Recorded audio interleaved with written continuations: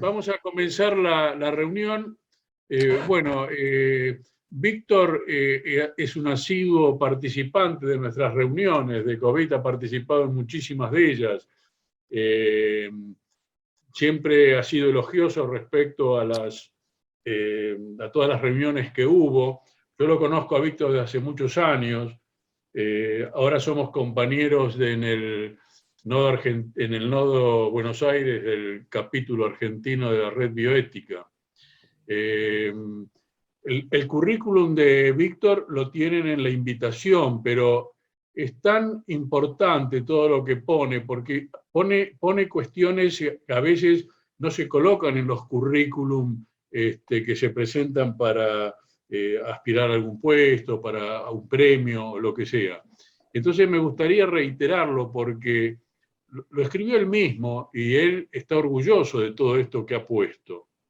Y me gustaría reiterarlo para que quede grabado en la reunión, porque va a ir después a subirse a Facebook, con el permiso, lógicamente, de Víctor. ¿No, Víctor? Sí, sí. Bueno, ya estoy quemado, no. Una entrada más en Facebook no me hace nada. No me hace nada. Está bien. Bueno, es médico por la Universidad de Buenos Aires, tiene posgrados en pediatría, también en la Universidad de Buenos Aires, de genética humana y salud pública en el Johns Hopkins University y bioética en el Columbia University. Fue exiliado por el terrorismo de Estado. Fue profesor en la Escuela de Medicina Albert Einstein y en la Escuela de Salud Pública de la Universidad de Columbia y consultor de la Organización Mundial de la Salud y de UNESCO en bioética, genética y derechos humanos. Es activista por los derechos humanos y contribuyó a establecer el índice de abuelidad para la identificación de niños robados en Argentina por el terrorismo de Estado, lo que permitió a la Asociación Abuelas de Plaza de Mayo restituir la identidad a 130 personas apropiadas desde la infancia por integrantes de las fuerzas de seguridad. Expresidente y actual miembro del Consejo Directivo de la Red Latinoamericana y del Caribe de Bioética UNESCO, miembro de la Asociación Latinoamericana de Medicina Social.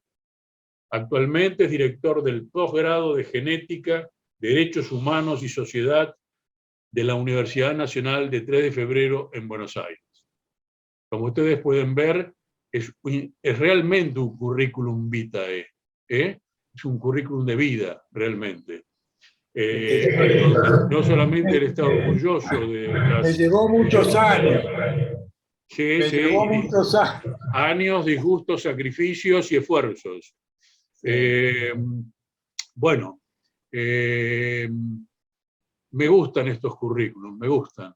Más que solamente si participó o no en determinada sociedad científica o hizo determinado paper. Estas cuestiones vitales que hizo Víctor tienen un valor inconmensurable. Bueno, también le pedí a Víctor que me dijera, ¿y de qué vas a hablar, Víctor? Y bueno, de genética y derechos humanos, me dijo. Bueno, y me mandó un resumencito que me ayuda a presentar ya la charla. A Víctor ya lo presenté. Si él después quiere agregar alguna otra cuestión, lo podrá hacer, lógicamente.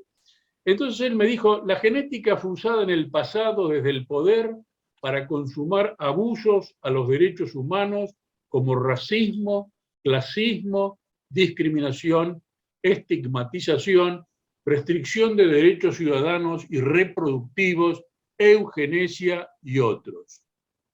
Hoy no se concibe que la genética o cualquier otra ciencia pueda usarse en desmedro de los derechos humanos. Yo agrego, no se concibe, pero ocurre. Eso lo agrego yo. Un buen ejemplo inverso, el uso de la genética para proteger derechos, es su aplicación en la identificación genética y restitución de nietos robados por el terrorismo de Estado en Argentina. No nada más falaz que pretender reducir las características de las personas a su bagaje genético, ignorando que la determinación social y ambiental es mucho más poderosa que el genoma para explicar cualquier característica humana. En salud, la aplicación del reduccionismo genético contribuye a afectar el derecho a la salud y a aumentar las desigualdades y las inequidades. Agrego que si las hay, las hay. Sigue Víctor. Un genoma es solo tan bueno como el medio ambiente en el que está inserto y con el que interactúa. Gracias, Víctor. Y ahora te voy a dar la palabra. Bueno, y lo que quiero decir es que Víctor ya sabe la mecánica, la constitución del grupo él la conoce, por eso no lo presento, porque él ha participado en muchísimas de nuestras reuniones. Después que exponga Víctor, va a abrirse un debate, un tiempo de preguntas, de aclaraciones, de comentarios también de los acá presentes, y para eso tienen solamente, para seguir un orden, pedir la palabra. Generalmente nosotros estimamos que es mejor que las preguntas se hagan después y no interrumpir al ponente. Víctor, ¿vos necesitas compartir pantalla o no? Sí, voy a compartir pantalla. Sí. Bueno, no sé quién está al cargo de esto para que le pueda dar a Víctor la posibilidad de compartir pantalla. ¿Carlos Fink? Bueno, acá abajo dice, creo que ¿cómo es? Si aprieto esto, dice compartir pantalla. Bueno. Creo que ya puede hacerlo, probemos. Dale, prueba, Víctor, prueba. Mira, yo tengo abierta la presentación.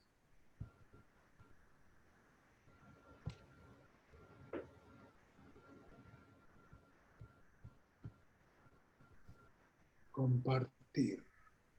Sí, ahí está. Ahí está.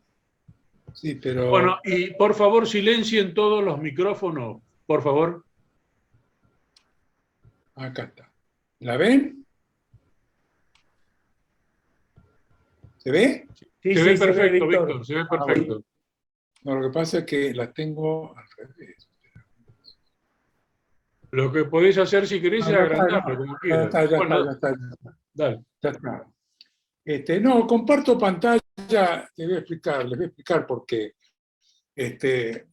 Obviamente ustedes deben, si se hacen la idea de cuántas veces habrá hablado de lo mismo, muchísimas, pero a veces me resulta a mí como una buena guía y aparte para los que escuchan también.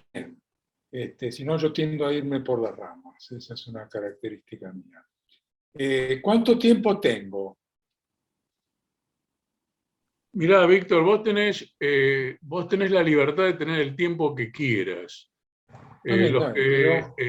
Tu tiempo después a lo mejor reduce la participación de otros, sobre todo de los que viven en Europa, por la hora.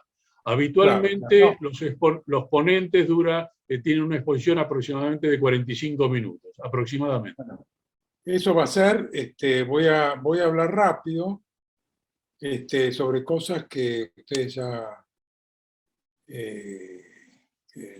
digamos, saben de qué se trata, de que el mundo, la justicia, la ciencia y la tecnología, que el mundo está asignado por profundas injusticias que llevan a asimetrías tremendas de poder económico, político y social, que la ciencia es una actividad fundamental de los seres humanos y como tal no es neutra, está impregnada de valores y los conceptos van cambiando con los tiempos. Que no existe el mundo sin ciencia y tecnología, no puede existir el ser humano sin ciencia y tecnología. El mundo quizás sí, pero no nosotros, los hombres y las mujeres. Y la tecnología no es ni buena ni mala. Importa quién la desarrolla, quién se adueña de ella y la controla, quién la aplica y con qué fines. Esto es como una especie de checklist para saber si algo es bueno o es malo. Entonces, esto que leyó Juancho al comienzo, es cierto, se lo escribí yo, y era como uno de los temas que quería insertar acá. Y que la genética, y en nombre de la genética, cuando todavía la genética no tenía nombre, se cometieron grandes violaciones. razones. Racismo eurocentrista en la clasificación de razas humanas, discriminación racial, justificación de la esclavitud, discriminación, estigmatización de los diferentes, hoy diríamos del otro, eugenesia. La eugenesia, como ustedes saben, fue una política de varios estados por la cual se regulaba, o sea, se restringía, mejor dicho, la reproducción basadas en prejuicios y pseudociencia. Ejemplo, Estados Unidos en la década de los 20, ejemplo atroz, el del holocausto, no solo el holocausto, pero la política nazi, que ellos la llamaban de higiene racial, etcétera, etcétera. Si alguien tiene alguna pregunta, me pueden interrumpir o no. O si no, se la anotan, como dijo Juancho. Se la anotan y después me la preguntan, ¿no? Pero si hay algo que no está claro, también hubo genocidio, que es lo que me adelanté a comentar. Higiene racial la llamaba los alemanes, limpieza étnica, en conflictos armados, violencia política más reciente en Guatemala, en Yugoslavia, ni que hablar en Argentina, donde en realidad el genocidio fue sustracción y apropiación y supresión de identidad de los hijos de disidentes políticos. Acá los que están en España de esto sabrán mucho más que yo, porque allá no fueron 30.000 desaparecidos y cerca de 500 niños desaparecidos. En España se calcula que hay como 200.000 niños que fueron desaparecidos durante toda la época franquista. Bueno, vamos a seguir. ¿Qué quiere decir reduccionismo y determinismo? El reduccionismo genético, como ustedes van a ver, yo hablo de varias cosas a la vez, pero espero que al final todo se junte. Que la principal explicación de la salud, la conducta, los fenómenos sociales y los estilos de vida están en los genes. Eso es lo que proponen los reduccionistas. Y que los fenómenos humanos pueden ser reducidos al efecto de los genes. El determinismo genético es una especie de primo hermano del reduccionismo, pero que está sobre todo, apunta a que los rasgos humanos que están influenciados por genes son características físicas y poco modificables por cambios en el medio ambiente físico, biológico y social. Esto tiene su explicación en Estados Unidos en la época en que tuvo mucha influencia el determinismo genético para impedir que la gente con discapacidades y sobre todo que la gente afrodescendiente tuviera educación. Porque ellos decían que era gastar pólvora en chimangos, como decimos nosotros acá. Pues, ¿qué vas a educar a un afrodescendiente si ya de por sí sabes que no lo vas a poder cambiar? O mejor, no lo vas a poder mejorar, entre comillas. Esto, bueno, todas las características humanas, esto lo digo yo, están influidas por múltiples factores genéticos ambientales en interacción permanente y cambiante. En realidad, lo digo yo porque de alguna manera tuve que poner esta frase ahí, pero es algo que decimos muchísima gente. Los determinantes sociales y económicos los conocemos: clase social, educación, inserción laboral, condiciones de vida, inequidades, etc. Factores emocionales y ambientales: dinámica familiar y crianza, efecto del tabaco, actividad física, nutrición, atención de salud, etc. Y los genes son los genes.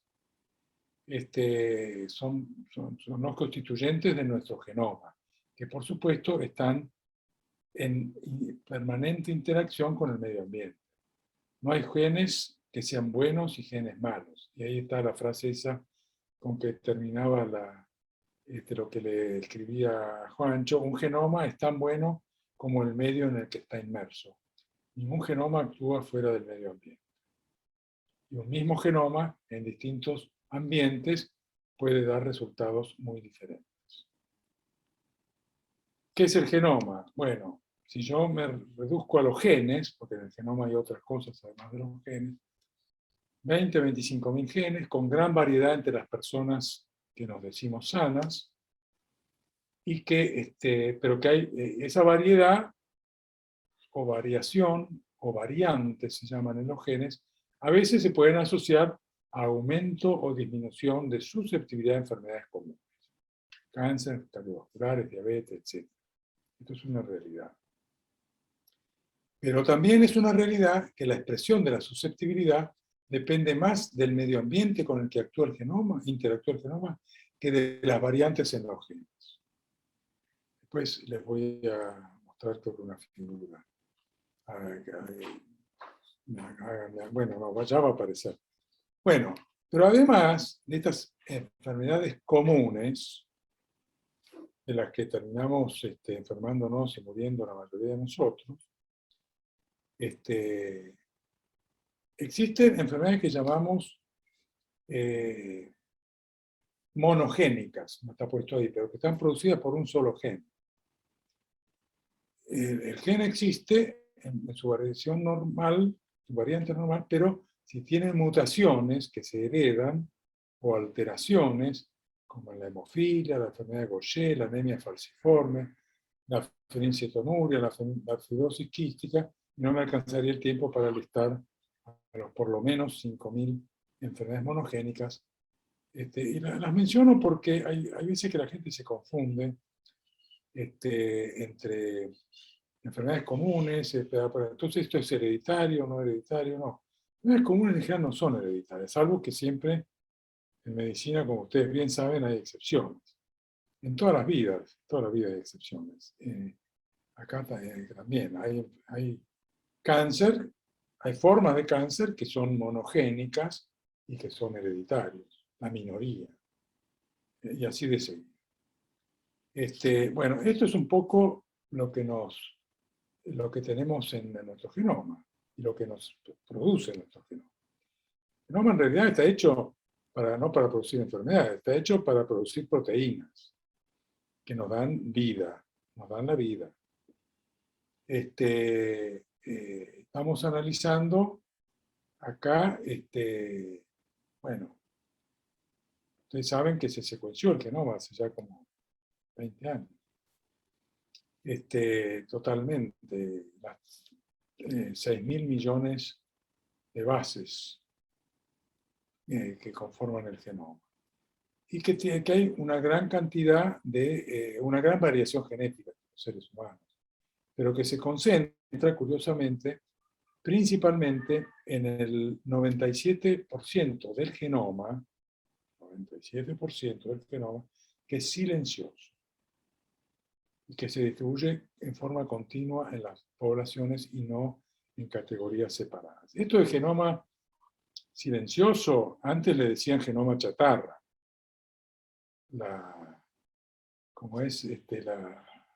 Bueno, los científicos y los genetistas a veces son brutos. Entonces lo llamaban chatarra, porque no sabían de qué se trataba. Pero lo increíble es que solamente un 3% del genoma está constituido por genes que tienen la función de sintetizar proteínas. Bueno, otro concepto importante, la categoría raza no existe, no tiene fundamento biológico. Es un constructo social desde la época que ese término fue acuñado por, ¿cómo se llamaba este biólogo en el siglo XVII? Me agarró el alemán, como le digo. No me acuerdo, ya me voy a acordar. Pero el que creó la noción de razas humanas. Pero era un botánico. Bueno, y después están, que no vamos a hablar mucho de esto, espero, que las tecnologías se suceden sin cesar. Al secuenciamiento del genoma completo, que se ocurrió por primera vez hace 20 años, ya se llevan miles y miles de genomas de secuenciaciones en personas, ya sea para hacer estudios poblacionales o para estudiar enfermedades o lo que fuera. Hoy en día es bread and butter, como dirían los ingleses. Secuenciar el genoma completo sale alrededor de 1.000 a 2.000 dólares, para darles una noción económica. La edición genética es una tecnología muy reciente, que tiene 10 años, que fue meritoria del premio Nobel del año pasado, pero en química, no en medicina. A dos mujeres, una francesa, la otra norteamericana, que descubrieron una tecnología muy revolucionaria. Por supuesto, ya que hay españoles acá, ustedes debieran saber que el valenciano Mojica, Fernando Mojica creo, fue el que descubrió los mecanismos por los cuales las bacterias, como unos 10 años antes de esto, las bacterias tienen mecanismos de defensa frente a los virus que se caracterizan por introducir modificaciones en la secuencia de los genes de los virus y los inactivan de esa manera. No voy a entrar en detalle, pero sepan que esto es una tecnología revolucionaria y que ya se está aplicando bueno, en muchas especies, porque esto es válido para todas las especies, y en el ser humano se está aplicando todavía en forma experimental, buscando la manera de hacer terapia génica en enfermedades monogénicas, algunas de las cuales le hablé. La anemia falciforme es una de ellas en las cuales se está intentando hacer esto. Bueno. Acuérdense de esto, que las variaciones en las características humanas observables, color de la piel, los ojos, de lo que fuera, tipo de piel, tipo de cabello, tanto variaciones normales como patológicas, un cáncer o lo que fuera, nunca dependen solamente de genes, sino de las interacciones de los genes con el medio ambiente. Esto es así. Lo que también se ha descubierto hace no mucho, y se le ha acuñado con el término epigenética, es que el medio ambiente puede cambiar la expresión de los genes. No cambiar la secuencia, el código genético, pero sí el que un gen se active o se inactive. Esto es algo que no les mencioné. No todos los 25.000 genes, por decirlo así, están activos permanentemente en todos los tejidos. Sería imposible. Hay tejidos que están especializados. Que un tejido esté especializado, como el sistema nervioso, ¿qué quiere decir? Que tiene genes especiales, que no están, o mejor dicho, están pero no actúan, no están activos, ni en el hígado, ni en el corazón, y viceversa. Esto es lo que se llama, bueno, se llama, no tiene nombre, hay ¿cómo es? Actividad e inactividad de los genes. La actividad de los genes también varían con la edad. Hay genes que solamente tienen actividad durante la vida fetal. Existe algo que los hematólogos saben, que es la hemoglobina fetal. Pero esa hemoglobina fetal, que se formaba en el feto, sigue formándose en las personas ya nacidas, pero a una mínima expresión. ¿Por qué? Porque la hemoglobina que se empezó a formar apenas durante la vida fetal, tiene su máxima expresión en la adultez. Bueno, eso depende de activación e inactivación de genes. Y eso lo llamamos epigenética. La otra cosa importante es que no se puede, porque muchas veces uno dice, bueno, ¿esto qué es? ¿50% genético y 50% ambiental? Eso, nada, mal, cero. El que diga eso te lleva un cero. ¿Por qué? Porque la contribución del ambiente y los genes son inseparables. Son inseparables. No hay análisis que podamos hacer, decir, no, esto depende tanto del gen, tanto lo genético y tanto del ambiente, en ninguna característica humana. Te van a escuchar un término que ya se está medio que dejando de usar, que es de heredabilidad. concepto de heredabilidad se expresaba en porcentajes. Una heredabilidad de tanto por ciento, pero en realidad se refería a algo que es muy complejo de explicar, que ni yo lo sé explicar muy bien. Eran estudios de la varianza de una característica genética. O sea que son estudios más de poblaciones y de estadísticas. Que alguna gente pretendió asimilarlo o sea que tal fenotipo se debe tanto al ambiente y tanto a los genes. No, eso no es así. Y recordar también lo que ya dije, que el proceso salud-enfermedad-atención depende mucho más de la exposición a determinantes sociales, a algunos les gusta decir a la determinación social, que a las características del genoma. Y esto es otra verdad. Ahora, hoy en día sigue habiendo reduccionismo genético, de una manera más sutil de la que la había hace 20 o 30 años, pero la sigue existiendo. ¿Y de cómo se expresa? Exagerando las explicaciones genéticas de la salud y la conducta, ultra simplificando y distorsionando, sobre todo a través de los medios de comunicación masiva, los hallazgos científicos, las promesas de curaciones rápidas de enfermedades por medio de la alta tecnología genética. Existe. La alta tecnología genética que cura una enfermedad genética existe en algunas enfermedades monogénicas. Y también lleva el reduccionismo genético a la distorsión de prioridades en todo lo que tiene que ver con la salud, prevención, tratamiento, investigación. Porque si vos te fijás, o sea, quedás fijado a este concepto de que todo es genético, vas a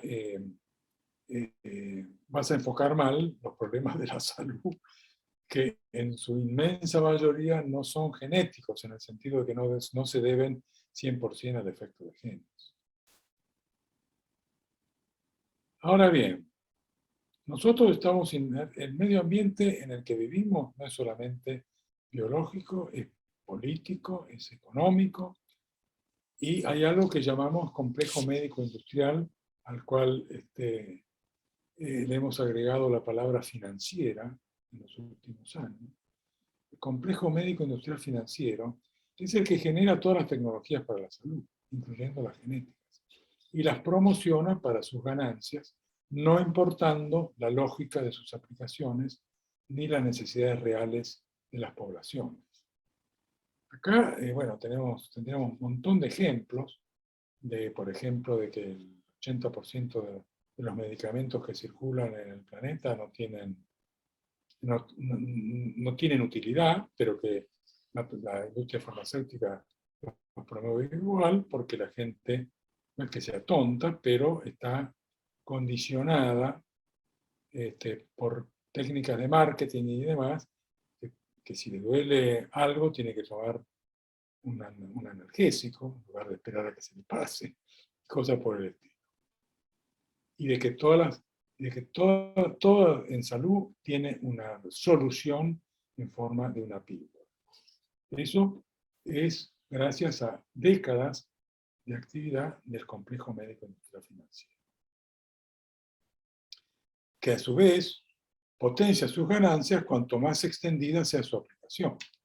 Entonces, una de sus características es inventar enfermedades. Por ejemplo, ¿cómo se llamaba? La disfunción eréctil.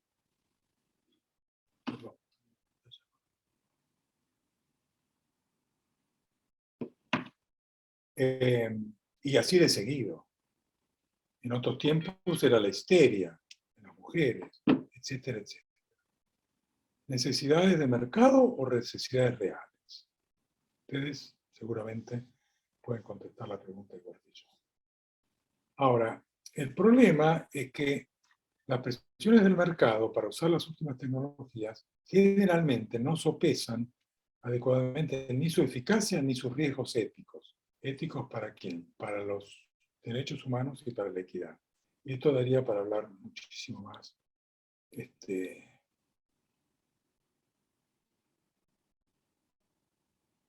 Bueno, esto es más o menos lo que le he estado diciendo, con otras palabras, que todo lo genético se exagera porque está de moda, porque rinde plata, por lo que fuera.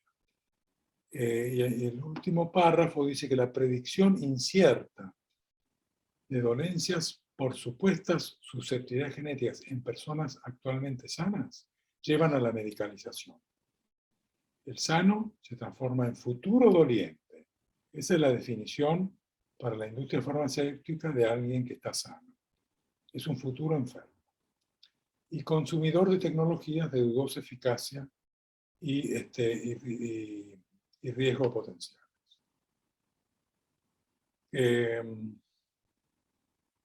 Bueno, lo peor es cuando esto lo quieren llevar a la conducta. Algunos genetistas iluminados, pongo acá, funcionales a intereses económicos, al poder político, a los medios de comunicación, están generando un imaginario social mistificado en el que se pretende reducir la complejidad de la conducta humana al efecto de genes. En general se basan en interpretación de hallazgos fuera de contexto y las explicaciones genéticas reduccionistas y deterministas de la conducta humana en particular son peligrosas para los derechos humanos porque son mayormente falacias y porque llevan indefectiblemente a la discriminación, a la estigmatización y a la medicalización. Después, si hay preguntas, les puedo dar un poco más de sustancia a lo que estoy diciendo. No, esto es simplemente para mostrarles con enfermedades comunes, como la diabetes tipo 2, la enfermedad coronaria, las ACV y el cáncer de colon, la proporción en que serían prevenibles, potencialmente prevenibles, por lo que el autor llama modificaciones del estilo de vida. O sea, influencia del ambiente, del medio ambiente. La influencia del medio ambiente en el cáncer de colon, 70%. En las ACV, 70%. En la enfermedad coronaria, 80 y pico por ciento. La diabetes tipo 2, 90%. Prevenible. Olvídense de las medicinas, de los, y piensen entonces en modificaciones de estilo de vida. Comer bien, hacer ejercicios, no fumar, bla, bla, bla. No estresarse, si pueden. Y por supuesto, esto lleva a una especie de brecha en dos enfoques diferentes en la prevención de enfermedades comunes. Tenemos la llamada medicina individualizada, medicina de precisión, etcétera, etcétera, que está basada en la detección de individuos con susceptibilidad genética a una enfermedad y la implementación en ellos de medicina individualizada. Hay muy pocos ejemplos en los que eso ha rendido algún fruto. En cambio, el otro tipo de prevención de enfermedades comunes, piensen en las 4 que les mostré en el dispositivo anterior, es el control de determinantes socioambientales. Malas condiciones de vida, hábito de fumar, sedentarismo, alimentación no saludable, contaminantes químicos, estrés, etc. Y el acceso universal a servicios de salud preventivos y terapéuticos precoces y oportunos. Estas son las, este otro tipo de enfoque es el enfoque que suele ser más eficaz para controlar enfermedades. A ver, ¿por qué insisto tanto en que está mal el énfasis excesivo de la genómica? Porque hay muchos derechos que se pueden vulnerar por el énfasis excesivo en la genómica. Por ejemplo, el derecho a que el ser humano y su conducta no sean reducidos al efecto de sus genes. El derecho a no ser discriminado o estigmatizado por sus características genéticas o por su origen étnico. El derecho a la autonomía reproductiva, y que no me agarre un eugenicista y me prohíba tener hijos por H o por B razón. ¿Ustedes saben cuáles fueron las razones más importantes a la eugenesia en Estados Unidos en la década del 20? Verbatim, ¿eh? Y todo basado en esterilizaciones masivas, mandadas por ley. Delincuencia, alcoholismo, epilepsia, imbecilidad, entre comillas. Vamos a saber qué querían decir con imbecilidad. Cosas por el estilo. Podrían haber puesto mal humor o mal talante a esterilizar. ¿Ustedes saben cuántas esterilizaciones se hicieron en esos 10 años en Estados Unidos? Más de 100.000. Todas obligadas a gente que, por supuesto, el pecado mayor no era ninguno de esas características que mencioné, sino el ser pobres y desamparados. Bueno, entonces por eso tenemos mucho celo en que nadie toque a la autonomía de reproducción de las personas. Es un derecho que debiera ser un derecho inalienable. Aún para las mujeres con síndrome de Down, escuchen, que sí se pueden reproducir a diferencia de los varones. Bueno, nuestra ley, en ese sentido, la ley de la discapacidad y de autonomía reproductiva, prohíbe la discriminación en la reproducción. Por eso hay tanto lío ahora con el tema, que no voy a entrar, el tema de las nuevas tecnologías de reproducción asistida, porque ahí uno puede hacer de todo con esos embrioncitos que tiene in vitro, etcétera, etcétera.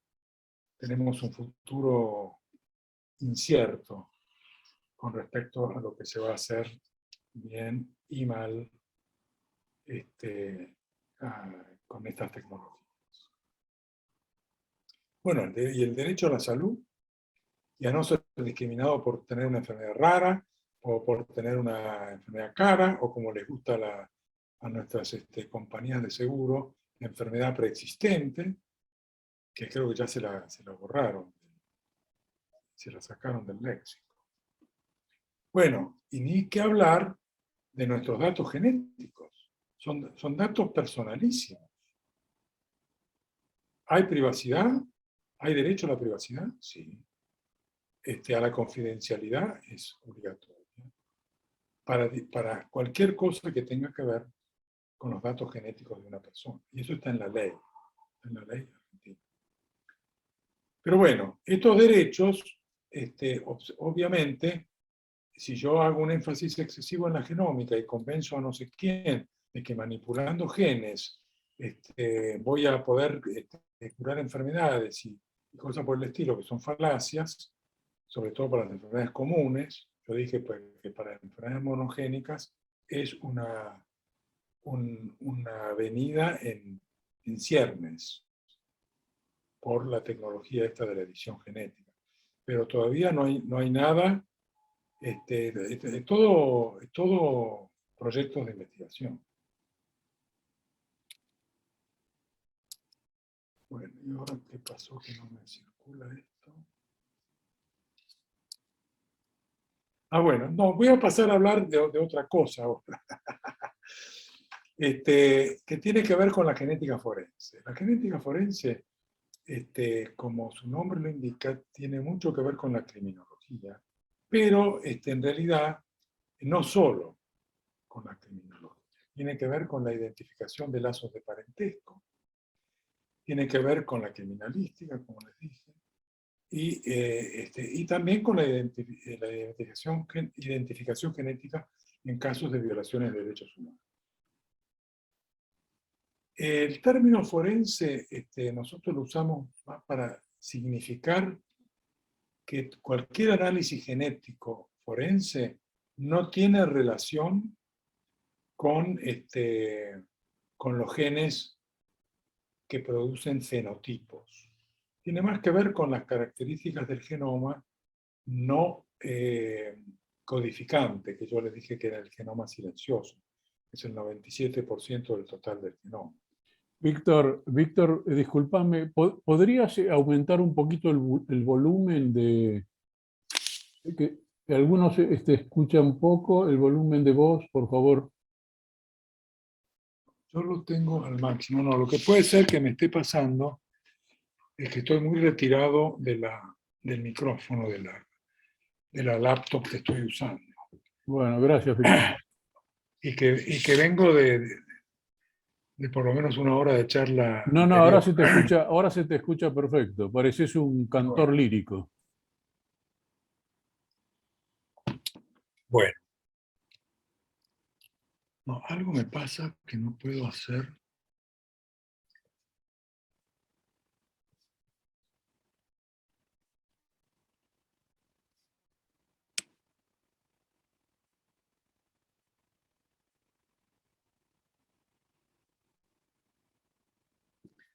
No sé por qué no puedo correr la diapositiva. Espera.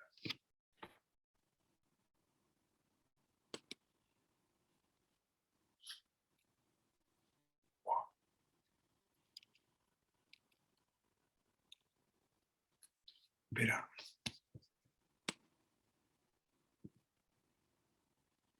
No, voy a sacar esto porque la pantalla se hace muy grande.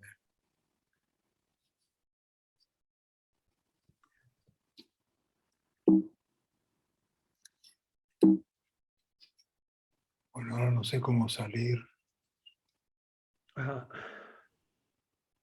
de la pantalla completa. Se ve bien, se ve bien. ¿Ustedes lo ven? Sí, Sí, perfecto.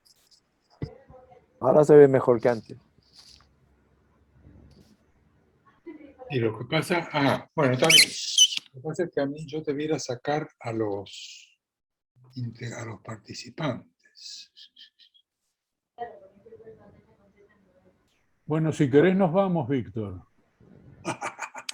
No, lo que pasa es que vos, sobre todo, Juancho, me tapás la pantalla, pero no importa, no importa. Yo debiera saber qué es lo que dice. Está bien. Bueno, escúchenme. Voy a entrar en el tema que por ahí a los españoles también les puede interesar, que es el tema del robo de niños, en este caso nuestro, como un plan sistemático de la dictadura, que tenía como objetivo despojar a los disidentes de su descendencia, con el lema de que los subversivos educan a sus hijos para la subversión, y trayendo acá a alguien que ustedes, los españoles, deben conocer, el psiquiatra militar de Franco, Vallejo Nájera, de que decía que la inmoralidad y la ideología marxista corroían el biotipo. Entonces no solo mandó a fusilar a las mujeres republicanas presas, sino que le sacó, antes de eso, antes de fusilar, le sacó los hijos, que hasta los 4 años podían convivir con la madre en prisión. Y de esto es lo que yo decía, que los cálculos son de que posteriormente, bueno, durante todo el franquismo, usted sabe que la hermana de Franca se ocupaba de esto, de sacarle los hijos, y después los colegas nuestros, los médicos, entraron en los negocios de robarse hijos y hacer trata de niños, de mujeres parturientas. Bueno, esto es un libro de este señor donde dice eso, que incluso hablaba de eugenesia social. Y básicamente se trataba de que el marxismo era una desviación negativa del tipo normal del ser humano, que estaba producida por el medio ambiente, la inmoralidad de las costumbres y las ideologías que corroen, corrompen y degeneran el biotipo. Que era necesario sumergir a estos niños en una atmósfera sobresaturada de moralidad, SIC, para prevenir su contagio y evitar así, SIC, la degeneración de la raza. Entonces imagínense la mentalidad de este individuo que estaba a cargo de este programa. En fin. Bueno, esta es una foto archiconocida de las abuelas de Plaza Mayo marchando y reclamando por el destino de los centenares de bebés nacidos en cautiverio. Y hay una serie de derechos que tienen que ver, con la genética y con los nietos apropiados. El derecho a la identidad y que justifican toda la política de Estado de recuperación de identidad de nietos apropiados que existe desde la época de Alfonsín, desde el retorno de la democracia. Existe el derecho a la identidad, el derecho a la verdad, además la prevención de salud mental de niños que muchas veces estuvieron sometidos a malos tratos por los apropiadores. Hubo un tema, hasta que la Corte Suprema dictaminó en el 2007-2008, de que las pruebas genéticas a las víctimas de apropiación podían no ser voluntarias, sobre todo si se trataba ya de adultos. En niños, las pruebas genéticas para identificación fueron siempre dictaminadas por los jueces, en base a todas las evidencias que las abuelas y otros familiares presentaban ante la corte, ante la justicia. Pero una vez que llegaron adultos, no se olviden que las personas nacieron durante la dictadura militar, o sea, entre el 76 y el 83. O sea que los más jóvenes tienen, ¿cuánto? 40 años. Entonces, en la adultez existe la capacidad de decidir en aras de lo que llaman el derecho a la privacidad, de que no se metan con uno. Punto. Si alguien no quiere dar una muestra de ADN, salvo que la justicia lo ordene. Bueno, la justicia no lo ordenó hasta que la Corte Suprema tuvo que intervenir y aclarar de que el ADN sí se puede analizar. Lo que no se puede es meterse con la privacidad de las personas. Entonces, la privacidad entendida como la privacidad sobre todo de que no lo hicieran, que no le sacaran sangre, cosas por el estilo. Pero sí se pudo y se puede analizar el ADN que existe en los cepillos de dientes, en los calzoncillos, en las bombachas, en ropa interior, etcétera, etcétera. Y claro, y así se ha hecho, algunos de los 130 nietos recuperados, como los llaman las abuelas, fueron identificados por análisis indirecto del ADN. También existe los derechos de la familia biológica.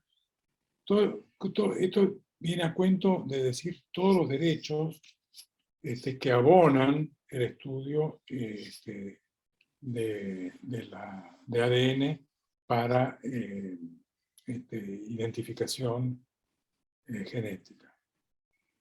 Y además hay un deber, el deber del Estado. Ustedes saben que el delito de apropiación de niños es un delito de lesa humanidad. El delito de supresión de identidad también es un delito de lesa humanidad. Y las convenciones internacionales obligan a los estados a investigar los crímenes de lesa humanidad, a hacer justicia, a castigar a los culpables y a reparar el daño a las víctimas. Todo eso justificó que la Corte Suprema, en uno de los fallos importantes, dijera que se puede, que el delito, digamos, de privacidad palidece en comparación con un delito de crimen de lesa humanidad, que está sujeto al derecho internacional, a las leyes del... Bueno, 130 niños localizados, estos son los guarismos, 5 estaban muertos, algunos todavía en el útero de la madre, 60 identificados durante la niñez y 65 ya en la adultez. De los niños, una porción importante continuaron viviendo con los padres adoptivos porque habían sido adoptados de buena fe y no tenían que ver con las fuerzas represivas. En cambio, 45 fueron restituidos a los familiares biológicos. Ahora,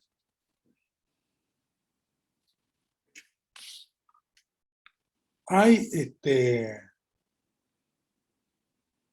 toda vez que uno habla sobre ADN, es como si fuera algo medio mágico.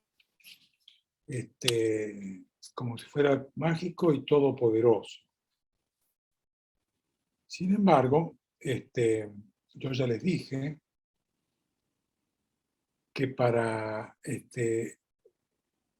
que sí es determinante para la identificación de una muestra biológica y establecer lazos de parentesco. Y esto es lo que se ha hecho en el caso, no solo en el caso de Abuela, sino en cualquier otro caso. Por ejemplo, en las pruebas de paternidad, que son mucho más frecuentes. Y aparte precedieron en por lo menos una década la posibilidad de hacerlo entre abuelo y nieto. Y en realidad, ya que estamos, les cuento lo que fue el índice de abuelidad y desmitificar el hecho de que yo lo inventé, porque eso es falso. Yo trabajé con el grupo que en Estados Unidos, yo vivía en Estados Unidos en ese momento, con el grupo que diseñó el índice de abuelidad, que es un índice estadístico, probabilístico, igual que existía y sigue existiendo el índice de paternidad. Es simplemente frente al análisis de marcadores de ADN entre una persona que tiene identidad desconocida y un grupo de abuelos, que se pueda hacer, que haya una estadística que permita estimar la probabilidad de que esos sean efectivamente nieto y abuelo. Y no que que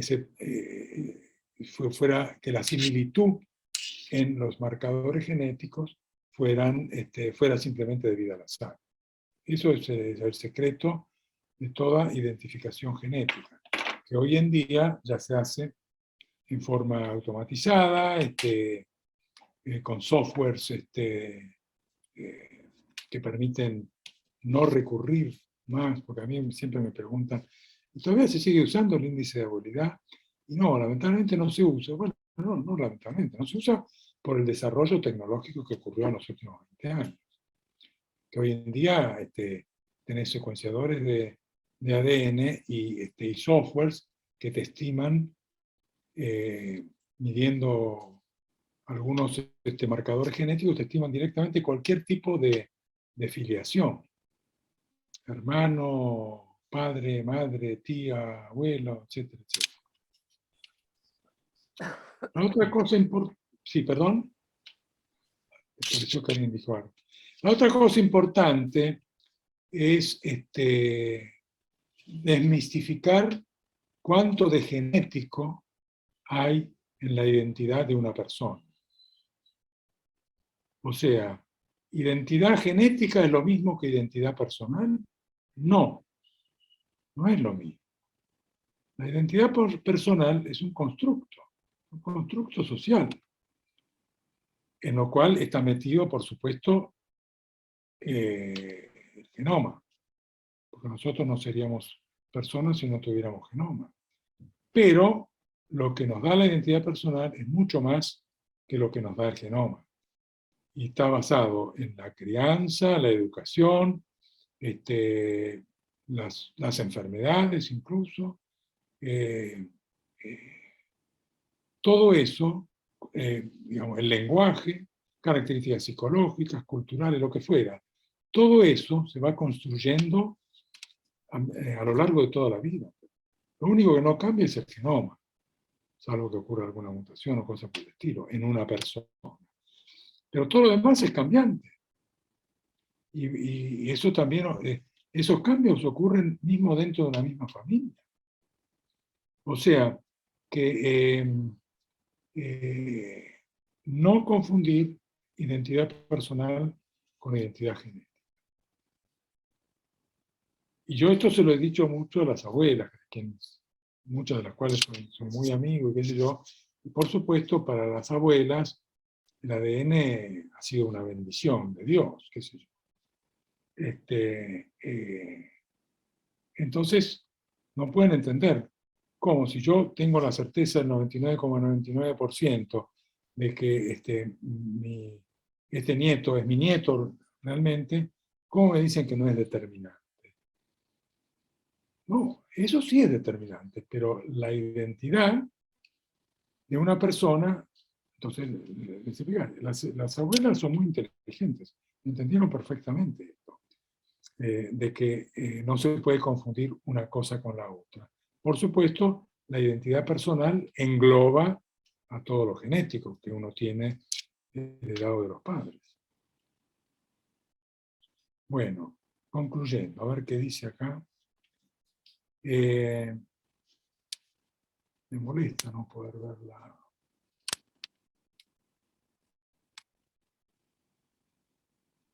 Bueno, la genética no es ni buena ni mala. Lo que requiere valoración ética es el objetivo de su uso, de la genética. Para el bien, por ejemplo, derecho a la salud, equidad, o para el mal, medicalización, discriminación, etc. Decir que una característica tiene origen genético es siempre una verdad a medias. ¿Y dónde está el medio ambiente? No debe implicar valoración moral ni justificación de modelos biomédicos hegemónicos ni de medicalización. Vuelvo a decir, me repito acá, no existen genomas buenos o malos, un genoma es tan bueno como el medio ambiente con el que interactúa. Esto, de alguna manera, no quiere pasar.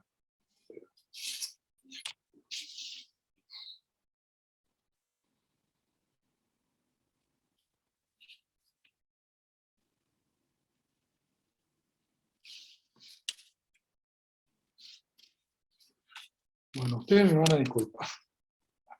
La van a ver un poquito más chica, porque ya terminé. Entonces, ¿qué significa una genética aliada a la defensa de los derechos humanos? Por lo pronto tenés que estar opuesto a la medicalización, porque cuando hay medicalización es porque se ha operado reduccionísticamente. Por lo pronto hay que tener una visión biopsicosocial más equilibrada de la naturaleza humana, con reconocimiento de la importancia de lo ambiental y social en todas las características humanas. Desacralizar el ADN y condenar al reduccionismo y determinismo genéticos como pseudociencia generadora de falacias. Por ejemplo, dos falacias que están escritas acá es: el genoma es determinante de la salud, o la conducta de las personas está determinada genéticamente. Bueno, para estar aliado a los derechos humanos también hay que definir temas prioritarios de investigación y aplicaciones de las nuevas tecnologías por consenso ciudadano, ciudadano, balanceando riesgos y beneficios. Que las políticas de salud no deben basarse simplemente porque existe una tecnología. Ah, existe esta tecnología, vamos a usar. No, hay que tener, hay que estudiar una tecnología y en realidad los usos por una tecnología debieran aparecer antes de que aparezca la tecnología. O sea, la tecnología es porque uno la busca para solucionar un problema, no buscar algo para que me solucione el uso de una tecnología. La participación de las comunidades en estudio, ejemplo de las abuelas y los nietos, el consentimiento, yo no hablé acá mucho de bioética, pero el consentimiento es fundamental. Que las investigaciones deben ser colaborativas, con transferencia de tecnología, que hay siempre riesgo de explotación, sobre todo a poblaciones vulnerables. Y la otra gran pregunta es quién se va a beneficiar con los resultados de la investigación y cómo se comparten los beneficios. Protección a la privacidad de la información genética, asegurar la equidad en los beneficios de las aplicaciones de la genética a la salud, y proteger al público de las tecnologías que no tienen validez ni eficacia demostradas y que, por el contrario, pueden producir daño. Y finalmente, defensa, como dije, del derecho a la autonomía reproductiva, condena a la eugenesia, condenar la discriminación y la estigmatización genéticas, y condenar los usos frívolos de la genética, que los hay muchos. Bueno, creo que esta era la última. La que quiera leer más cosas sobre esto, busque mi libro. Lamentablemente está agotado, pero por ahí lo consiguen. Editorial Paidós, del año 2012, Genética y Derechos Humanos. De eso no se pueden olvidar, bueno, yo ya no cobro derechos de autor, dicho sea de paso, porque digo. Bueno, gente. Bueno, Víctor, muchas voy a gracias. apagar Sí, salí de pantalla compartida. Te agradecemos que hayas hecho renuncia de la patente del libro. Ahora hay que conseguirlo. Está en orden a los derechos humanos la renuncia a las patentes. Esperemos que se haga con las vacunas. Me hiciste acordar en una parte de la charla la definición de hombre sano o ser humano sano es aquel que es insuficientemente estudiado. Claro. Bueno, queda abierta la sesión de preguntas, de comentarios, de observaciones o de lo que a ustedes les parezca apropiado.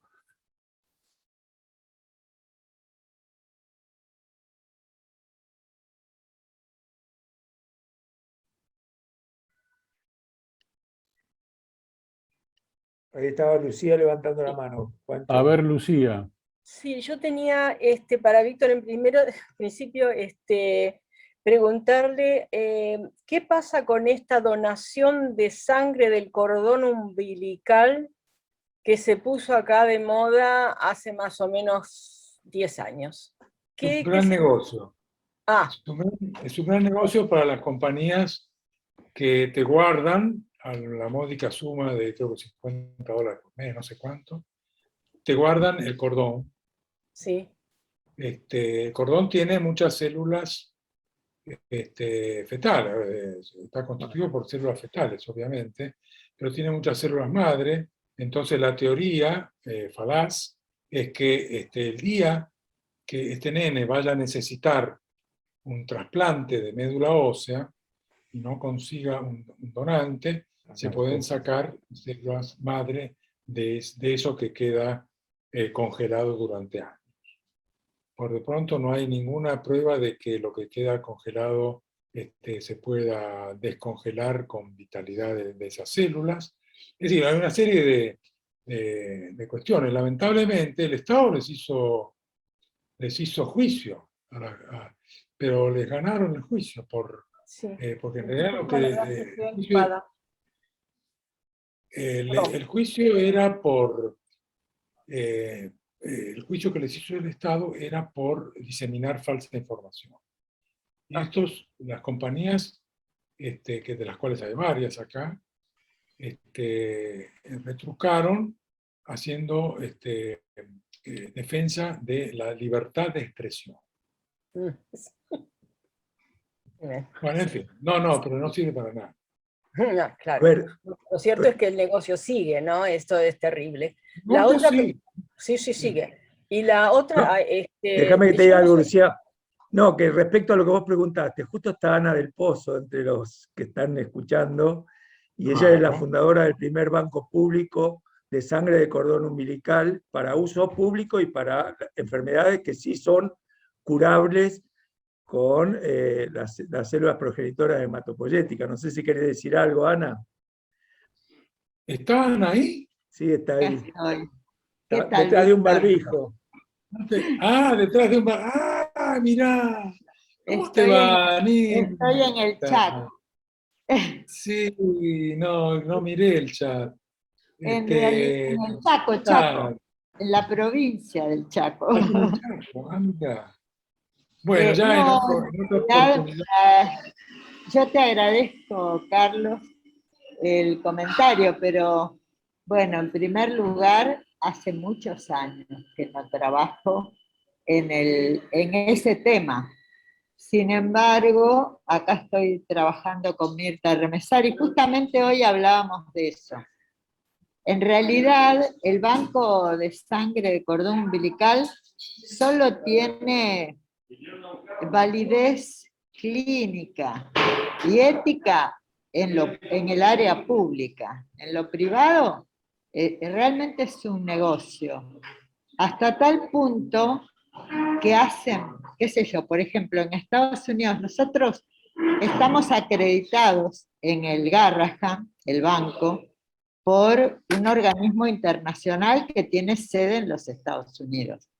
Y en las reuniones de acreditación, por supuesto, estaban también los privados, además de los públicos. Y los privados, estaba el personal, no los dueños ni los ideólogos. Y ellos comentaban que ni siquiera tenían límite para cantidad, o sea, recolectaban cualquier cantidad que no servía absolutamente para nada, y le hacían pagar anualmente una cantidad de dólares por una muestra, más que un tejido. Pero bueno, la gente firmaba, por esto que vos bien dijiste, Víctor, el tema de los medios, de la información y de la ética del contenido de los medios. Y yo creo que esa es la razón, pero obviamente todavía las células progenitoras hematopoyéticas que tiene ese tejido que se colecta, son realmente terapéuticamente útiles para algunos casos determinados. Por eso hay que colectarlos cuando hay unas condiciones en la familia que ameritan que eso se pueda hacer. Bueno, yo quiero agregar a los que faltan la ética en esto, a mis colegas médicos, sobre todo los obstetras. Vos vas a cualquier consultorio de clase media para arriba, acá en Buenos Aires, y en la sala de espera tenés los folletos de las compañías que promueven. Sí, por supuesto. Es así. Otra pregunta que tengo para Víctor es, cuando vos te referías a las esterilizaciones de mujeres, acá en Estados Unidos, la cantidad de mujeres que fueron esterilizadas por el hecho de ser puertorriqueñas. Y no solamente lo hacían acá, sino también lo hacían en Puerto Rico, ¿no? Y muchas de ellas no sabían que le habían hecho una esterilización, una esterectomía. No sabían, las habían engañado, ¿no? De eso no hubo nunca ningún tipo de reparación, que yo sepa.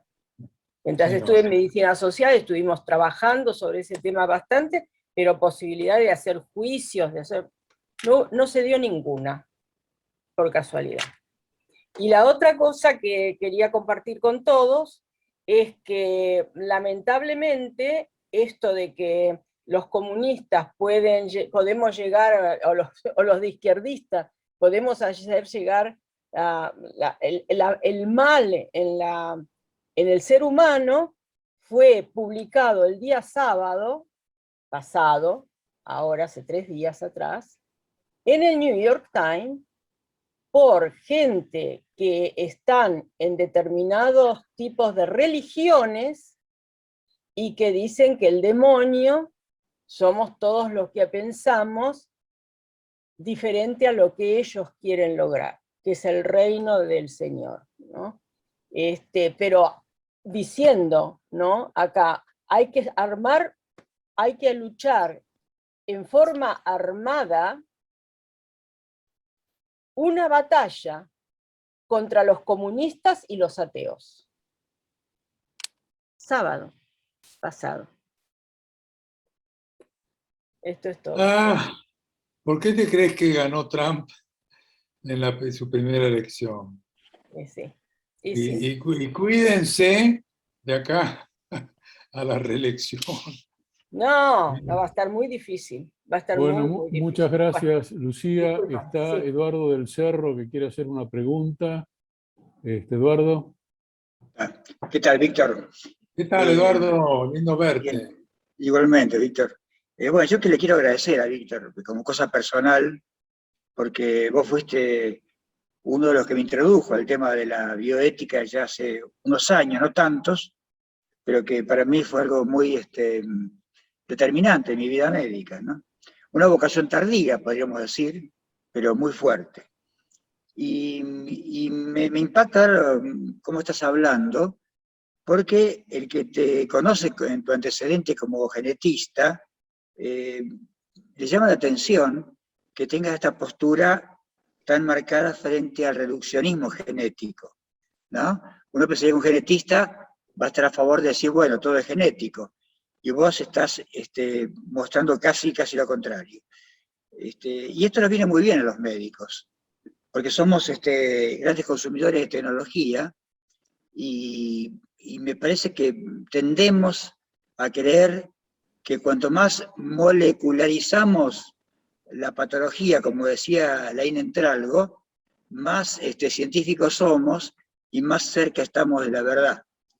Y en realidad yo cada vez estoy más convencido, y creo que vos, Víctor, contribuís a esta idea de que la medicina no es una práctica, una ciencia basada en la biología y punto, sino que es una profesión social que tiene un componente biológico fuerte, sin ninguna duda, pero que además tiene un componente social de las ciencias llamadas blandas, pero no por eso menos importantes o verdaderas, si queremos decirle así, y que los médicos frecuentemente ignoramos, porque tenemos una especie de sumisión ideológica, cultural, a este imperativo tecnológico que nos viene de los países del norte y que nosotros consumimos acríticamente.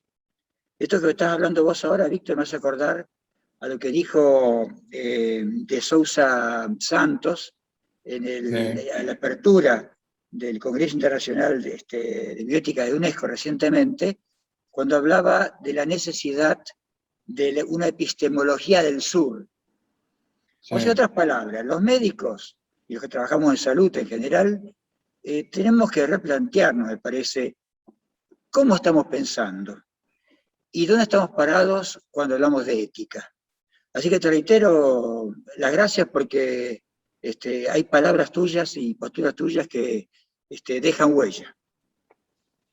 Bueno, te agradezco mucho, Eduardo, te agradezco mucho.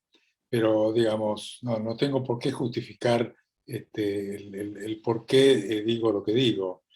Pero digo lo que digo porque creo que soy una persona, digamos, a ver, que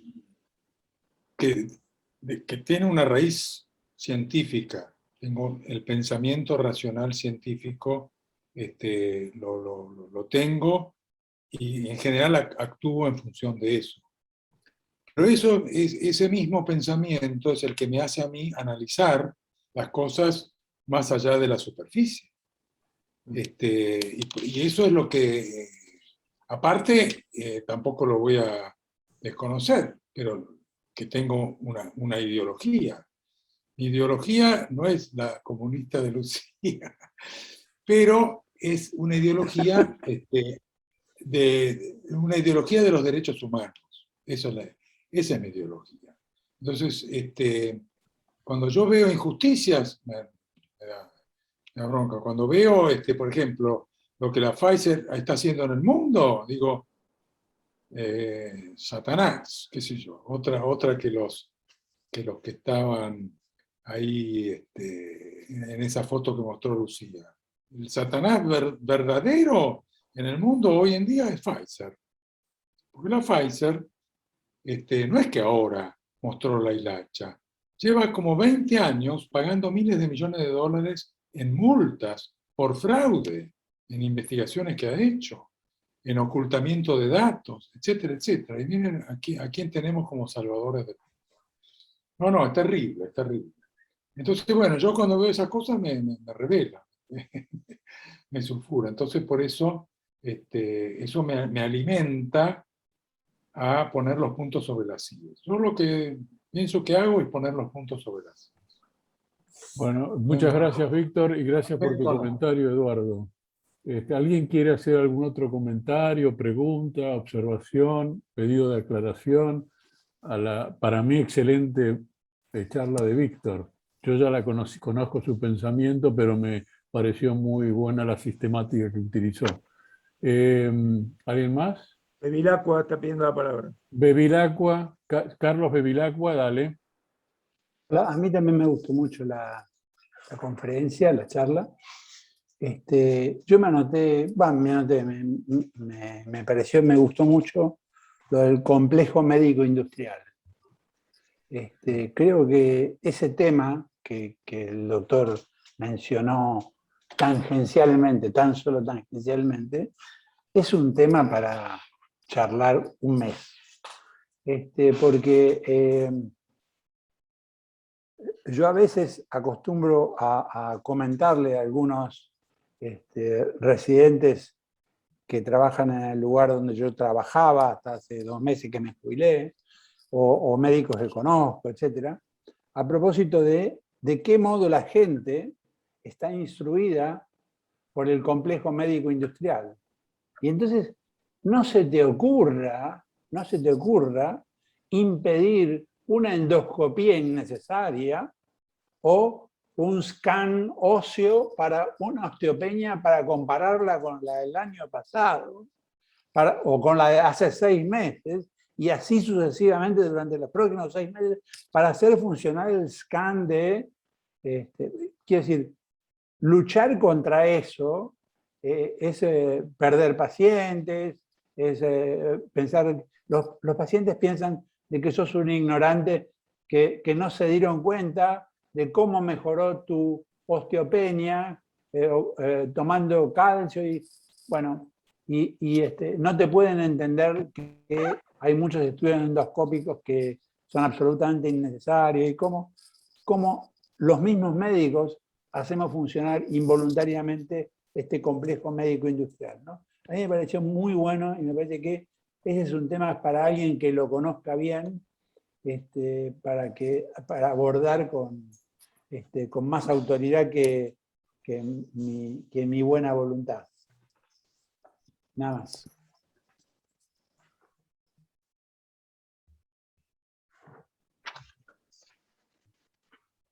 No, totalmente de acuerdo, sí. Es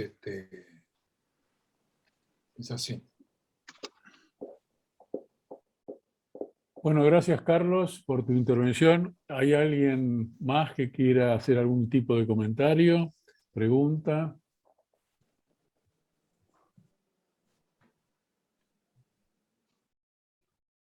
Bueno, Víctor, realmente ha sido muy claro, porque cuando hay pocas preguntas pueden suceder 3 cosas. El exponente fue muy claro, la gente no entendió nada, o la gente entendió todo. Y a mí me parece que las dos, la primera y la última, se dieron en este caso. Fuiste muy claro y la mayoría debemos haber entendido todo. Yo te quiero agradecer muchísimo tu participación. Sé que has participado en otro Zoom y bueno, y debes estar cansado al respecto. Así que podemos, por el día de hoy, si no hay ninguna pregunta así urgente, no hay urgencias. Bueno, no hay urgencias, así que Víctor... Sí, espera, les quiero dar mi mail a los que no lo tengan. Ponelo en el chat. Ponelo en el chat. En el... no, mandámelo a mí y yo lo pongo en el chat. Vos mandámelo a mí y yo lo pongo en el chat del grupo. Se dio su mail, es penchas@gmail.com. Víctor Penchas. Ah, Víctor Penchas, perdón. Víctor Penchas, todo pegado, hasta la S al final. Ajá. Víctor Penchas, @gmail.com. Muchas gracias. No, se lo quería dar en particular a Lucía. ¿Dónde está Lucía? ¿Está?